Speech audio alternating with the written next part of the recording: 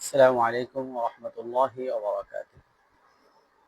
দেশ ও দেশের বাহির যে যেখান থেকে দেখছেন সকলকে জানাই আন্তরিক শুভেচ্ছা, অভিনন্দন ও মোবারকবাদ। রাজনৈতিক অস্থিরতা, ঈমান বিধ্বংসী নানান ফিতনা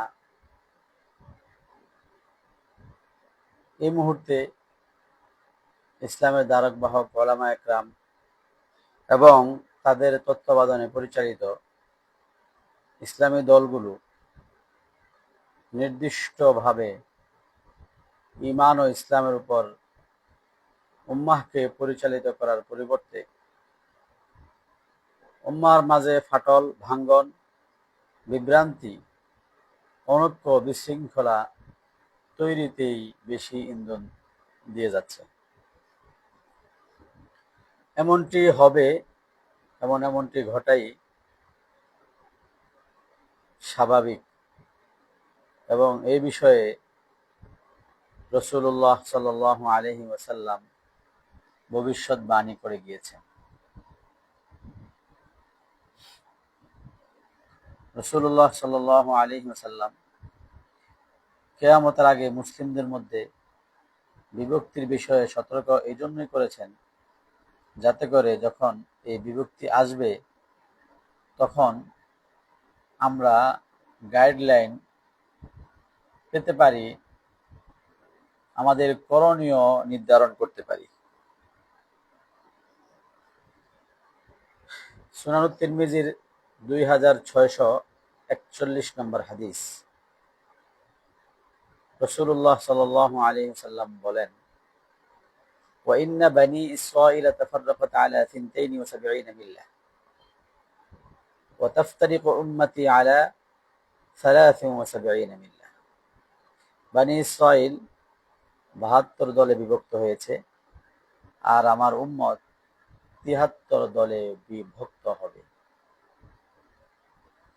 কুল্লুহুম ফিন্নার, সবাই জাহান্নামে যাবে, ইল্লা মিল্লাতান ওয়াহিদা, শুধুমাত্র একটি দল জান্নাতে যাবে। এই 73 ফিরকা এই উম্মতের মধ্যে হবে। তার মানে ইসলামের নামে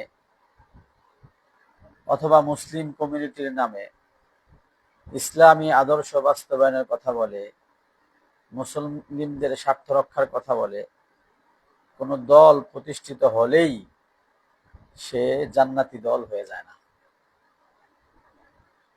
ইসলাম ও মুসলমানের নামে এই উম্মত ইসলামের স্বার্থ রক্ষার নামে, মুসলমানদের অধিকার আদায়ের নামে এই উম্মতের মধ্যে কমপক্ষে 73 দল হবে। সেই 73 দলের মধ্যে মাত্র একটি দল জান্নাতে যাবে, একটি দল হক হবে। ক্বালু ওয়া মান হিয়া ইয়া রাসূলুল্লাহ, সাহাবায়ে কেরাম জিজ্ঞেস করলেন, সেই একটি দল কারা হে আল্লাহর রাসূল? ক্বালা মা আনা আলাইহি ওয়া আসহাবি, রাসূল বলেছেন, আমি এবং আমার সাহাবারা যেই আদর্শের উপরে প্রতিষ্ঠিত আছি, যারা সেই আদর্শের উপরে প্রতিষ্ঠিত থাকবে তারাই হকপন্থী হবে। সো বর্তমান এই সময়ে আমরা যারা ইসলামের নামে প্রতিষ্ঠিত দলের প্রতি অনেক মুগ্ধতা ছড়াচ্ছি, মুগ্ধ হচ্ছি যে না, তারা তো ইসলামের কথা বলে, দ্বীন কায়েমের কথা বলে, ইসলাম প্রতিষ্ঠার কথা বলে, সুতরাং তাদের সাথে যুক্ত হওয়াটা কোনো ক্ষতিকর না, যে কোনো একটা ইসলামী দলের সাথে যুক্ত হলেই হয়।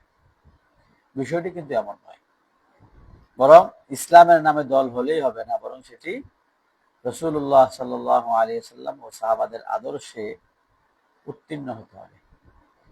তাদের কর্মপদ্ধতি সাহাবাদের কর্মপদ্ধতির সাথে মিলতে হবে। তাদের কথা, তাদের কাজ, তাদের নিয়ম নীতি, তাদের লক্ষ্য উদ্দেশ্য, তাদের আবেগ আকাঙ্ক্ষা সবকিছু সাহাবায়ে কেরাম রিদওয়ানুল্লাহি তাআলা আলাইহিম আজমাইনের আদর্শের সাথে মিলতে হবে।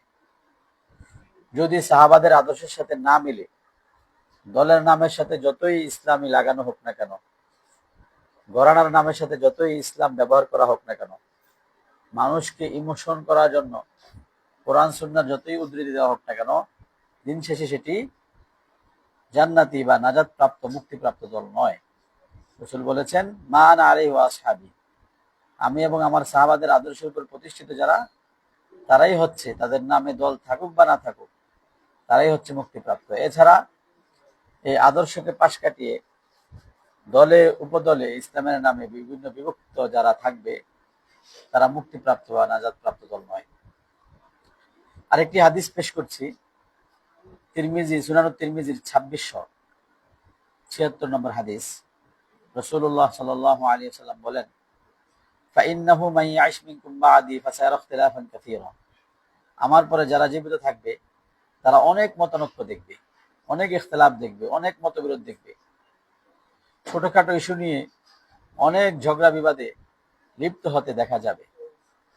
তো ওই সময়ে করণীয় কি? কোন দলের সাথে আমরা গেলে হক পথে চলতে পারবো, কাদের অনুসরণ করলে সত্যকে সত্য, মিথ্যাকে মিথ্যা হিসাবে জানতে পারবো এবং আমরা সত্য পথের প্রতীক হতে পারবো। রাসূল বলেন, ফাআলাইকুম বিসুন্নতি ওয়া সুন্নাতিল খুলাফাইর রাশিদিন আল মাহদিয়িন। তোমরা আমার আদর্শের অনুসরণ করো এবং আমার খোলাফায়ে রাশিদিন যারা হেদায়েত প্রাপ্ত তাদের আদর্শের অনুসরণ করো। ওয়া আযু আলাইহা বিন নওয়াজিজ। গুরুত্বপূর্ণ পয়েন্ট, যে এই সময় যদি প্রয়োজন হয় তোমরা আমার ও সাহাবাদের আদর্শকে তোমাদের মাড়ির দাঁত দ্বারা মজবুত ভাবে আঁকড়ে ধরো। এ দ্বারা উদ্দেশ্য হলো যে এই সময়ে রসুলের আদর্শ, খোলাফায়ে রাশিদিনদের আদর্শের উপরে চলাটা অত্যন্ত কঠিন হবে। সবাই নিজেদের দলে নিয়ে আমাদেরকে রসুল ও সাহাবাদের আদর্শ থেকে পদচ্যুত করার জন্য, আদর্শচ্যুত করার জন্য চেষ্টা চালাবে এবং আমাদেরকে যারা রসুল ও সাহাবাদের আদর্শ চলে তাদেরকে পাগল, বেকডেট, শেকেল এবং বিভিন্ন ধরনের উপাধি দিয়ে হয়রানি করবে। তো এই সময় রসুলের আদর্শের উপরে অটল থাকা অত্যন্ত কঠিন হবে। এই জন্য এই সময়ে, কঠিন সময় যেন মজবুত আঁকড়ে ধরা হয়। রসুল বলেছেন, আযু আলাইহা বিন নওয়াজিজ। তো এই ফিতনার সময় মৌলিক যেই করণীয়, এখন তো অনেক দলে বিভক্ত, আমরা কোন দলের সাথে যাব এই বিষয়ে রাসূলুল্লাহ সাল্লাল্লাহু আলাইহি ওয়াসাল্লামের দিক নির্দেশনা আছে। তিরমিজি, সুনানুত তিরমিজির 27 নম্বর হাদিস। রাসূলুল্লাহ সাল্লাল্লাহু আলাইহি ওয়াসাল্লাম বলেন, ইন্নাল্লাহা লা ইয়াজমাউ উম্মতি আও ক্বালা উম্মাতা মুহাম্মাদিন সাল্লাল্লাহু আলাইহি ওয়াসাল্লাম আলা দালালাহ। আল্লাহ তাআলা আমার উম্মতকে, অথবা রাসূল বলেছেন মুহাম্মদ সাল্লাল্লাহু আলাইহি ওয়াসাল্লামের উম্মতকে গোমরাহির উপরে ঐক্যবদ্ধ করবেন না। মানে এই উম্মতের সব আলেম উলামা, সব ইসলামী স্কলার গোমরাহ হবেন একসাথে, তার মানে কিছু কিছু গোমরাহ হবে। সেই সময় আমাদের করণীয় কি? রাসূল বলেন, ওয়ায়াদুল্লাহি মাআল জামাআহ। সেই সময় হলো উম্মাহর বৃহত্তর অংশ যে জামাআ আছে সেই দলের অন্তর্ভুক্ত হতে হবে। অর্থাৎ বিচ্ছিন্ন কোনো মত অবলম্বন না করে রাসূল ও সাহাবাদের আদর্শের উপর প্রতিষ্ঠিত যে দল থাকবে, চাই সেটা ছোট হোক, সেই দলের সাথে ঐক্যবদ্ধ থাকা। সহিহ বুখারীর আরেকটি হাদিস এসেছে, এক সাহাবী জিজ্ঞেস করলেন, ইয়া রাসূলুল্লাহ, এই ফিতনার সময় আমাদের করণীয় কি? রাসূল বলেছেন, ফাআলাইকুম বিল জামাআহ ওয়াত্তাবি'উ ইমামাহুম। যে জামাতকে তোমরা আঁকড়ে ধরো এবং মুসলমানদের ইমামের আনুগত্য করো, মুসলমানদের যে নেতা হবে, দায়িত্বশীল। সাহাবী জিজ্ঞেস করলেন, ফাইল্লাম তাকুন লাহুম ইমামাতুন ওয়ালা জামাআহ। যদি সেই সময় ইমামুন ওয়ালা জামাআহ, যদি ইমাম মুসলমানদের কোনো নেতা না থাকে, খলিফাতুল মুসলিমিন না থাকে, আমির না থাকে এবং মুসলমানদের ঐক্যবদ্ধ কোনো দল না থাকে, তখন করার দায়িত্ব কি? সবাই বিভিন্ন ফেরকায় বিভক্ত। রাসূল বলেন, ফাতাজিল তিলকাল ফিরাকা কুল্লাহা। সেই সকল ফেরকাগুলো, দলগুলো থেকে তুমি বর্জন করো। সবগুলো বর্জন করে হলেও তুমি হকের উপর অটল থাকো। ওয়াইন তাউদ আলা আসলি শাজারাতিন। যদিও কোনো গাছের মাড়ি কামড়িয়ে থাকতে হয়, তার মানে দিক থেকে সবাই তোমাকে তাদের দলভুক্ত করার জন্য টানা হিচড়া করবে, সবাই তাদের নিজেদেরকে হক প্রমাণের জন্য উঠে পড়ে লেগে যাবে এবং তুমি যে আদর্শ লালন করো সেই আদর্শ থেকে তোমাকে বিচ্যুত করার জন্য তারা চেষ্টা করবে। এই সময় কোন জঙ্গলের গাছের শিকড় কামড়িয়ে থাকা প্রয়োজন হলেও তুমি সব দল বর্জন করে এভাবে আঁকড়িয়ে থাকো, অর্থাৎ মাটি কামড়ি হলো সমস্ত ফেরকাগুলোকে বর্জন করে তোমাকে চলতে হবে। কয়েকটি হাদিস পেশ করার পরে বর্তমান সিচুয়েশন এবং পরিস্থিতি নিয়ে দু একটি কথা না বললেই নয়। স্বাভাবিকভাবে বাংলাদেশে মুসলমানদের ঈমান আকীদা, ঈমান আমল হেফাজতের জন্য উলামা একরাম চেষ্টা করে যাচ্ছেন। মুসলমানদের ঈমান সংরক্ষণের চেষ্টা হিসেবে শরিয়া ভিত্তিক রাষ্ট্র প্রতিষ্ঠিত হওয়া অত্যন্ত জরুরি এবং শরিয়ার ভিত্তিতে রাষ্ট্র পরিচালিত হওয়া আবশ্যক। শরিয়ার ভিত্তিতে রাষ্ট্র পরিচালনা করা এটি কোনো রাজনৈতিক, ব্যক্তিগত, ক্ষমতা কেন্দ্রিক কোনো এজেন্ডা নয়, এটি মুসলমানদের দ্বীনি এজেন্ডা। যেমনিভাবে 5 ওয়াক্ত সালাত আদায় করা তাদের ইবাদতের অংশ, ইবাদতের মাকসুদের অংশ, এমনিভাবে শরিয়া শাসন প্রতিষ্ঠা করাও এর অংশ। তারপরও শরিয়া শাসন প্রতিষ্ঠার নিমিত্তে এই স্লোগানকে সামনে নিয়ে একাধিক সংগঠন প্রতিষ্ঠিত হয়েছে, তারা যার যার জায়গা থেকে চেষ্টা করে যাচ্ছে। যদিও শরিয়া প্রতিষ্ঠার নামে একাধিক সংগঠন হওয়া এবং কোনো অজুহাত ছাড়াই শুধুমাত্র স্বার্থকেন্দ্রিক বিভক্ত থাকা শরিয়ত ভিত্তিতে জায়েজ নেই এবং হারামে লিপ্ত। শরিয়া কায়েমের উদ্দেশ্যে যদি কেউ শুধুমাত্র স্বার্থের ব্যবধানের কারণে বিভাজনের নীতি অবলম্বন করে, তাহলে সে উম্মাহর ঐক্যের যে আবশ্যকীয়তা, ফরজ, সেটা বর্জন করার কারণে, সেটা ছেড়ে দেওয়ার কারণে হারামে লিপ্ত আছে। তারপরে যাই হোক, আপন জায়গা থেকে সবাই কাজ করছে এবং মানুষকে কোরআনের শাসন, শরিয়া শাসনের কথা বলে নিজেদের দলে বেরানোর চেষ্টা করে যাচ্ছে। কিন্তু বিগত ফ্যাসিস্ট সরকারের আমলে আমরা দেখেছি কোন কোন দল নিজেদের নাম পরিবর্তন করেছে, নিজেদের নামের সাথে যে ইসলামী শরিয়া শাসনের কথা ছিল সেই শাসনতন্ত্র শব্দটি বাদ দিয়েছে। এটি হীনমন্যতা। কিন্তু আমার প্রশ্ন হলো, যদি সত্যিকারে তারা শরিয়া শাসনের ব্যাপারে আন্তরিক হয়, ফ্যাসিস্ট সরকার চলে যাওয়ার 1 বছরের বেশি সময় হয়ে গেছে, দলের নামের মধ্যে শাসনতন্ত্র আর যুক্ত হয়নি।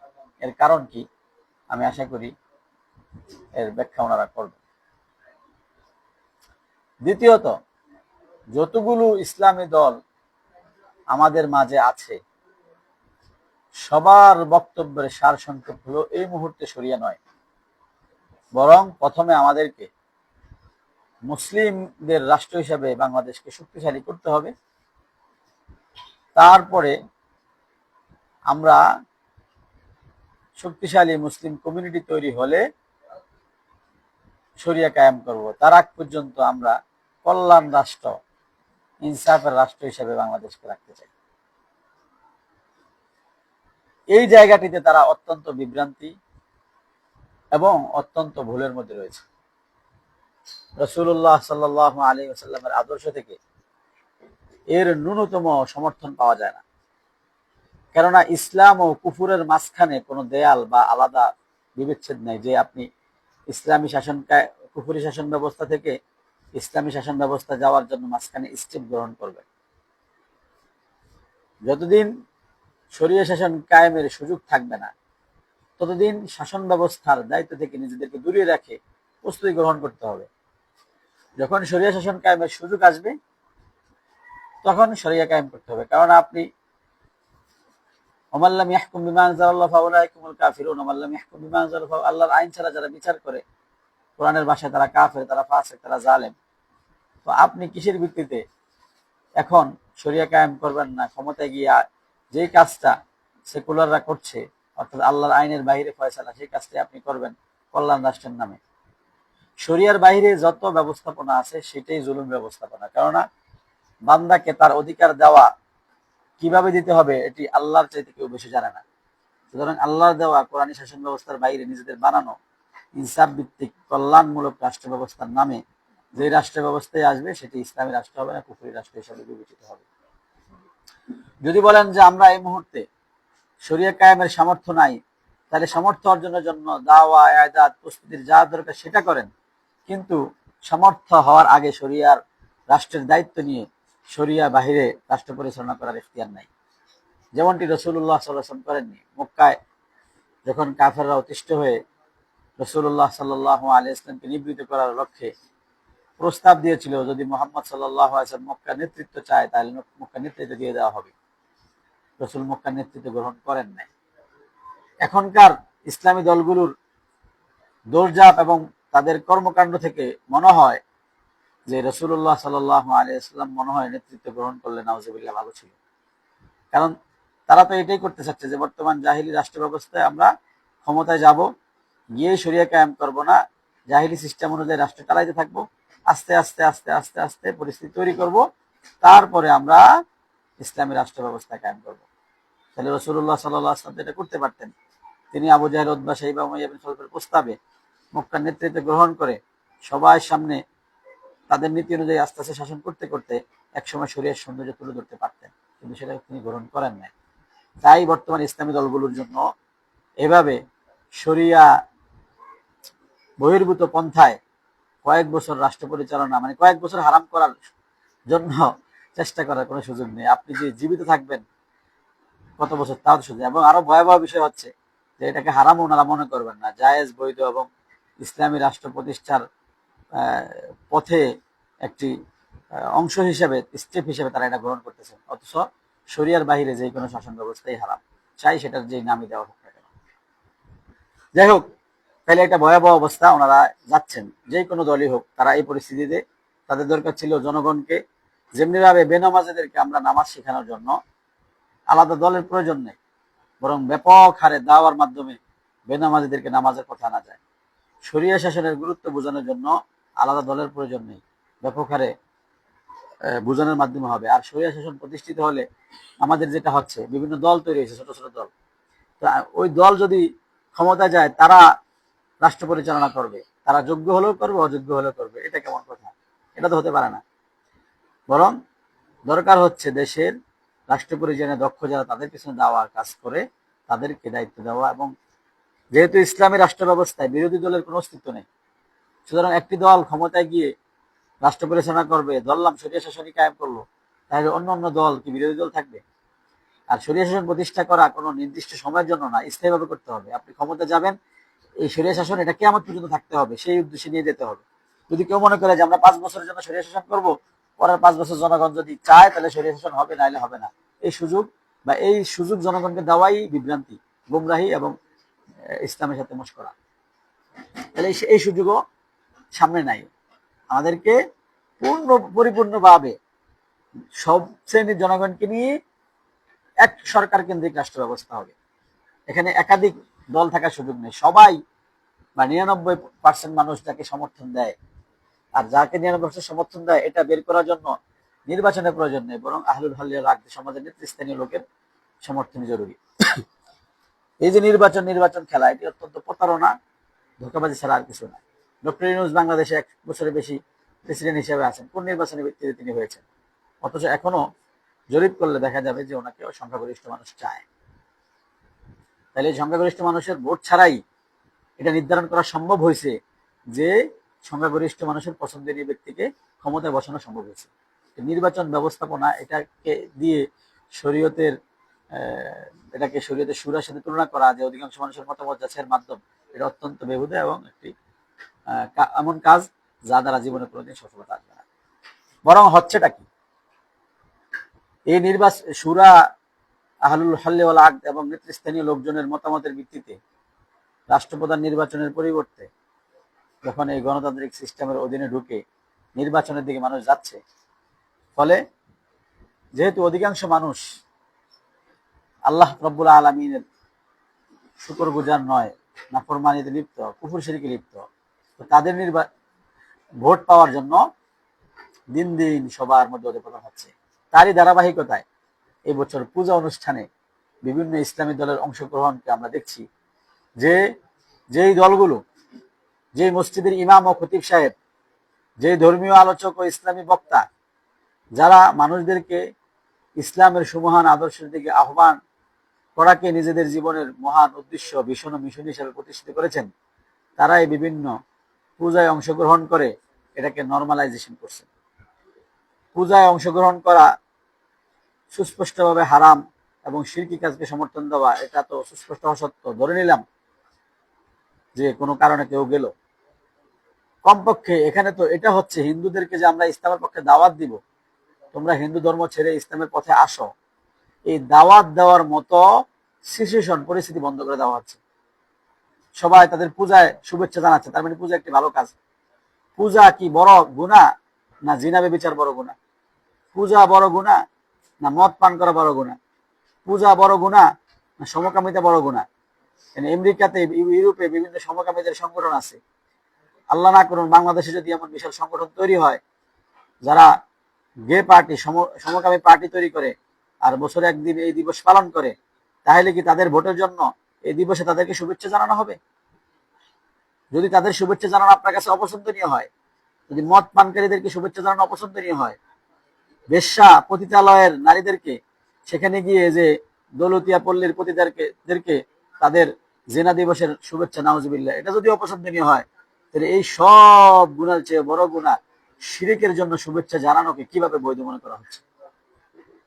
রাষ্ট্রপ্রধান বলা হচ্ছে যে উনি সবাই নেতা, একটি রাজনৈতিক দলের নেতা নাকি সবাই নেতা, তাহলে দলের নাম কেন ইসলামী থাকবে? আর রাষ্ট্রপ্রধান হলো তাকে নিরাপত্তা দেওয়া দায়িত্ব, কিন্তু শিরকের কাজকে সমর্থন দেওয়া তো তার দায়িত্ব না। তো এভাবে যদি কেউ এই শুভেচ্ছা দেওয়াকে জায়েজ মনে করে, সে তো কাফের, এটা হারাম, সুস্পষ্ট হারাম। কেউ যদি এই শুভেচ্ছা দেওয়াকে বৈধ মনে করে, তাতে ইমানই থাকবে না। শিরকের ক্ষেত্রে জিরো টলারেন্স গ্রহণ করতে হবে। আমার দল যাক, ক্ষমতা যাক, আজীবনের জন্য ক্ষমতার স্বপ্ন না দেখি, এমনকি মৃত্যু হয়ে যাক, তবুও তো আমাকে শিরকের সাথে কোনোভাবে আপোষ করার সুযোগ নেই। আবার কোন দল ইসলামী শাসন ব্যবস্থা এর সৌন্দর্য বয়ান করতে পূজার মঞ্চে যায়, কি ভাই আর সুযোগ নাই? হিন্দুদের সাথে কথা বলার আর কোনো অপশন নাই, তাদের এই শিরক উৎসবে যেতে হবে? তাদেরকে দাওয়াত দিয়ে অনুষ্ঠান করে কি তাদেরকে বোঝানো সম্ভব ছিল না? তো এভাবে পূজাতে গিয়ে কেউ বলছেন পূজা আর রোজা মুদ্রা রেপিটোপিট, কেউ বলছেন মোহাম্মদ সাল্লাল্লাহু আলাইহি ওয়াসাল্লাম, মুসা, ঈসা যেমন সম্মানী, কৃষ্ণ, বিষ্ণু এরাও সম্মানী। এভাবে বলে হিন্দুদের মাথায় ঢুকাই দেওয়া হচ্ছে যে তোমরা যেটা করছো ওটাও খারাপ না। যখন হিন্দুদেরকে বোঝানো হচ্ছে তোমরা যেটা করছো এটা খারাপ না, এবং ইসলামী নেতারা বলতেছে, তার মানে যখন আরেকজন গিয়ে তাদেরকে ইসলাম ধর্মের দিকে দাওয়াত দিবে, তখন তারা তো সহজে গ্রহণ করবে না যে ওলামা একরামই তো বলতেছে, আমরাও কিনা খারাপ না, নাউজুবিল্লাহ। তার মানে এর থেকে ঐচ্ছিকভাবে ইসলামের অগ্রযাত্রাকে ব্যাহত করা হচ্ছে। তো যাই হোক, আমার আলোচনার শেষ দিকে চলে যাচ্ছি, লম্বা আলোচনায় যাব না। এটা নিয়ে আমি একটা ইয়েও তৈরি করে ফেসবুকে আপলোড করেছি যে পূজার সিজন ইমান হারাচ্ছে কেউ কেউ। যারা এখানে শুনছেন এখনো পড়েন না, তাদের কাছে অনুরোধ থাকবে পড়ার জন্য। যেটা সার কথা হচ্ছে যে এই ফিতনার যুগে, ইখতিলাফের মধ্যে, মতনৈক্যের যুগে আমাদের দায়িত্ব হচ্ছে আল্লাহ তাআলার রাসূলের আদর্শকে আঁকড়ে ধরা, সাহাবা একরাম আদর্শকে আঁকড়ে ধরা, এবং উম্মাহর বৃহত্তর অংশের সাথে ঐক্যবদ্ধ থাকা। যদি জামায়াত এবং উম্মার ইমাম না থাকে, তাহলে যত দল আছে সকল দলকে বয়কট করে রাসূলের সুন্নতের উপর অটল থাকতে হবে, যদিও আমাকে গাছের শিকড় কামড়ে থাকতে হয়। এটাই, এই শিক্ষা গ্রহণ করে আমরা এই মুহূর্তে মনে করি সব ধরনের রাজনৈতিক দলগুলো থেকে দূরে থাকা জরুরি, ইমান বাঁচানোর জন্য। কারণ এই দলগুলোর অংশগ্রহণ করার কারণে দেখছি এই পূজায় অংশগ্রহণ করাকে নর্মাল করে নেওয়া হচ্ছে, পূজা এবং রোজাকে মুদ্রার এপিট বলাকে নর্মাল মনে করা হচ্ছে, পূজার অনুষ্ঠানে গিয়ে নৃত্য উপভোগ করাকে বৈধ মনে করা হচ্ছে, পূজার অনুষ্ঠানে যাওয়াকে বৈধ মনে করা হচ্ছে, এবং এর মাধ্যমে পূজাকে বাঙালি জাতির উৎসব, ধর্ম যার যার উৎসব সবার, এই স্লোগান হাসিনার আমলে ছিল, কিন্তু এই সময় এটা বাস্তবায়ন করা হচ্ছে। তো এর মাধ্যমে মুসলমানদেরকে পূজা একটা হারামে লিপ্ত হওয়া হচ্ছে, 2 নম্বর হিন্দু ধর্মের প্রতি আকৃষ্ট করা হচ্ছে। কেননা আল ইনসানু হারিসুন ফি মামুনিয়া, মানুষ যে জিনিস থেকে নিষেধ করা হয় তার প্রতি বেশি আকৃষ্ট হয়। আর ইসলামে তো এরকম ভোগ এবং উপভোগের সুযোগ নেই। তো যারা ভোগবাদী জাতি, আরাম আয়েশ থাকতে চায়, সামান্য কষ্ট করতে চায় না, তো তারা দিন দিন এই মূর্তি পূজার দিকে ধাবিত হবে। কেউ বলতে পারেন যে ইসলামের মতো সুমহান ধর্ম ছেড়ে মূর্তি পূজার দিকে ধাবিত কেন হবে? মানুষ কি এত বোকা নাকি? বাস্তবেই তো শুরু চিন্তা করলে সবাই তো মুসলিমই ছিল। আদম আলাইহিস সালাম এবং তার সন্তানরা তো মুসলিম ছিল। মুসলিম থেকেই তো আস্তে আস্তে মূর্তি পূজার দিকে ধাবিত হয়েছে। তাহলে সেই যুগে যদি মানুষ ইসলাম ছেড়ে মূর্তি পূজার দিকে ধাবিত হতে পারে, এখনকার যুগে লাভ জিহাদের ট্র্যাপে পড়ে অনেক নারীরা শুধুমাত্র হিন্দু বয়ফ্রেন্ডের ফাঁদে পড়ে ইমান হারাচ্ছে, তাহলে এই পূজার অনুষ্ঠানে গিয়ে তার প্রতি আকৃষ্ট হয়ে ইমান হারাবে না, এর গ্যারান্টি কি? ইমান হারানোর আশঙ্কা আছে বিদেই তো আল্লাহ তাআলা নিষেধ করেছেন, রাসূলুল্লাহ সাল্লাল্লাহু আলাইহি ওয়াসাল্লাম নিষেধ করেছেন। এমনকি হিন্দু এবং অমুসলিম কমিউনিটি থেকে মুসলিমদেরকে অনেক দূরত্ব থাকার জন্য আদেশ দিয়েছেন।